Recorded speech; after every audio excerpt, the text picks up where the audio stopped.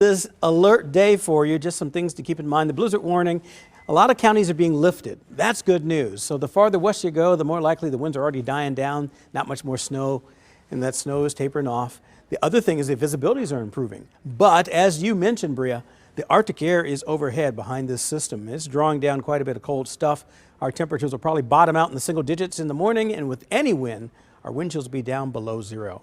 Here's a look at First Alert Live radar. And isn't this more encouraging with a lot of gaps in between the snow?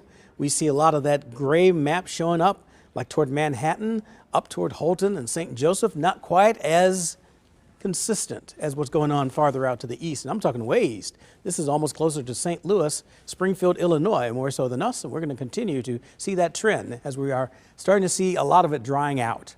Over the plaza, this is another thing. If you were watching us earlier, we didn't see much in the way of visibility, and now we can actually see down the plaza. We have 13 degrees with a dew point of 5. The gusty wind's not any longer. The northwest wind's at 11 miles an hour, but that's still going to put those wind chills down into the single digits. As a matter of fact, below zero right now. -1 Kansas City, -1 Liberty, also -1 for Leavenworth, 3 below zero, and that is in Atchison. Farther south, 5 below Garnett at this hour. So the winds are still coming in from the north.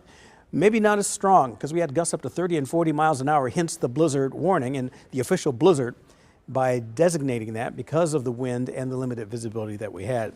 But according to First Alert Future Scan, what's left of that snow shrivels up, moves off to the east, leaves us, well, looking out for most of those temperatures drying out as well as falling down after midnight or so. This is now 2 in the morning. 11 to be the temperature, 9 out toward Leavenworth, 2 above toward Hiawatha, and heading into the pre-dawn hours, we're definitely going to be quite chilly to say the least. But the afternoon doesn't heat up much because of the snow we have on the ground. But it is improving in one regard. At least it's not too dangerous as long as you bundle up. Exclusive First Alert 9-day forecast will start at about 2 in the morning. Look at the wind chill, about 8 below zero for Kansas City, 10 below up toward Leavenworth, 3 below out to the southeast toward Clinton. In that 12-hour forecast, that graph doesn't go much at all, only into the teens. The impact's only for the morning hours. After 9 or so, maybe not quite as, we'll call it crisp and dangerous as far as the winds are concerned and the wind chills. Tuesday, 17, but starting at -5. Wednesday, -2 to 16. Double digits, trying to get there in the morning, not there yet. Chance of snow comes in on Friday. Morning temperature 15, afternoon high of 29 degrees. And we get close to a thaw, but not quite there. Not going to melt much of this stuff. That is one thing I should mention. Because we are going to stay below freezing and the chemicals will probably work better with these temperatures warming up, make sure you stock up on windshield washer fluid. You're probably going to need that. Then on Saturday, 28 the high, closer to 30 degrees on Sunday. Partly cloudy, we'll call it.